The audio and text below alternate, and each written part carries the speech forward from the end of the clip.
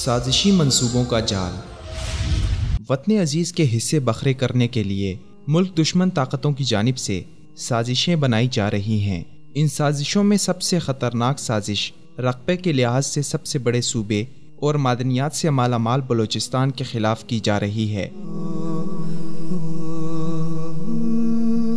اس سازش کو عملی تصویر دینے کے لیے مختلف ممالک مشترکہ مفادات کے اصول کے تحت ایک چھتری تلے جمع ہو چکے ہیں، جن میں واضح کردار بھارت اور ایران کا ہے، جبکہ ضمنی طور پر بعض وہ ممالک بھی شامل ہیں جن کی یا تو تجارتی رقابت بلوچستان کے ساحلی شہر گوادر میں بننے والے گہرے پانیوں کی بندرگاہ سے ہے، یا پھر جن کی نظریں گوادر کے گرم پانیوں پر دوبارہ سے اٹک چکی ہیں، جن میں روس سر فہرست ہے۔ بلوچستان میں پنپنے والی سازشیں سی پیک کے گیم چینجر منصوبے کو ناکام بنانے اور سونے کی چڑیا کی مثل معدنیات سے مالا مال صوبہ بلوچستان کی شکل میں پاکستان کے دائیں بازو کو وطن عزیز سے کاٹنے کے لیے کی جا رہی ہیں۔ اس منصوبے میں ایرانی ساحلی شہر چابہار سے بھارت پوری طرح سے سرگرم ہے۔ یاد رہے کہ 3 مارچ 2016 کو بلوچستان کے علاقے مشکیل سے سیکیورٹی اداروں کے ہاتھوں گرفتار ہونے والا را ایجنٹ کلبھوشن یادو ایران ہی کے راستے سے پاکستان میں آیا تھا، جس نے چابہار میں بیٹھ کر پاکستان کے مختلف شہروں خاص کر کراچی اور بلوچستان میں تخریبی سرگرمیوں کی قیادت کا اعتراف کیا تھا۔ کلبھوشن یادو کو جعلی نام حسین مبارک پٹیل کے نام سے ایرانی حکومت نے ویزا جاری کیا تھا۔ I am Commander Kulbhushan Sudhir Jadhav, number 4155 Zulu of the Indian Navy. I am a commissioned officer in the Indian Navy, and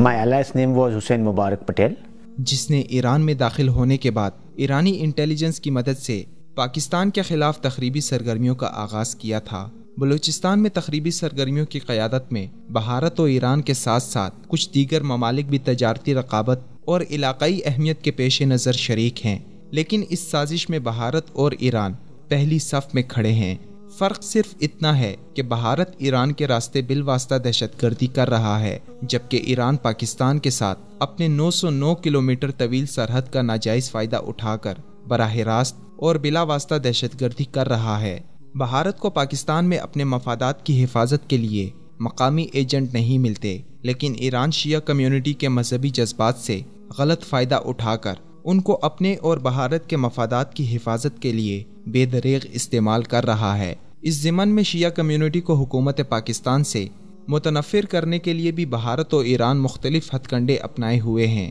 جن میں شیعہ عبادت گاہوں اور ماتمی جلوسوں پر حملوں کے ساتھ ساتھ ٹارگٹ کلنگ کے واقعات بھی شامل ہیں۔ بھارت و ایران کے مشترکہ جاسوس کلبھوشن یادو کی جاری ہونے والی دوسری ویڈیو میں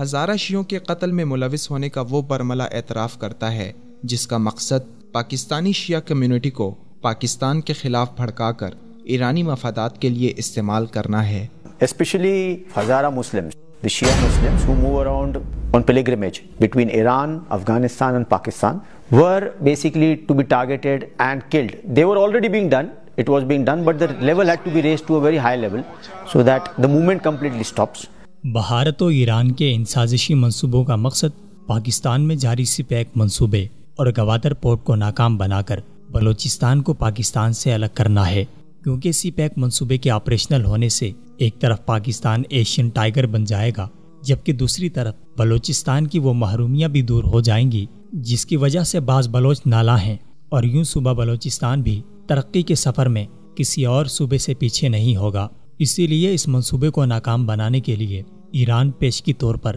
ایرانی بلوچستان میں مختلف حفاظتی اقدامات اٹھا رہا ہے، جن میں ایرانی بلوچستان کی شناخت مٹانا بھی شامل ہے، کیونکہ ایرانی بلوچستان کی آبادی اہل سنت مسلمانوں پر مشتمل ہے، جو کہ وہاں کی ملائی حکومت کے زیر عتاب ہونے کی وجہ سے محرومیوں اور لاچاریوں کا شکار ہیں۔ اس لیے ایران کو اس بات کا ڈر ہے کہ اگر پاکستانی بلوچستان الگ ہوتا ہے تو ایرانی بلوچستان بھی اس کے ساتھ ملنے کی کوشش کر سکتا ہے۔ اس خوف کے پیش نظر ایرانی حکومت بلوچستان کو 3 حصوں میں تقسیم کر کے بلوچ شناخت کو مٹانا چاہتی ہے۔ ذرائع ابلاغ میں زیر گردش 3 متوقع ناموں سواحل، ولایت اور سیستان سے ایرانی بلوچستان کی شناخت مٹانے کے لیے ایرانی حکومت سرگرداں ہے، جبکہ 2.5 ملین سے زائد شیعہ آبادی کو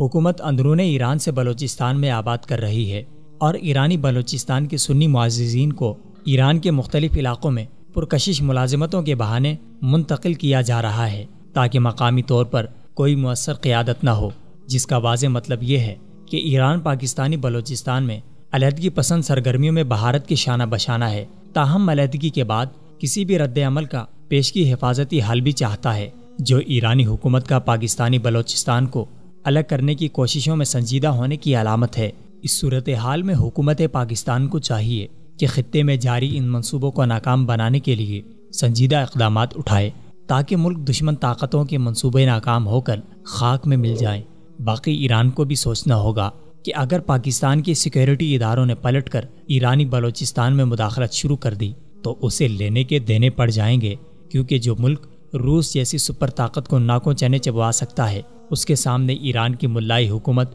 چمانی دارد۔ تاہم بکرے کی ماں کب تک خیر منائے گی؟ آخر اس کا نمبر آ کر رہے گا۔ وصال اردو،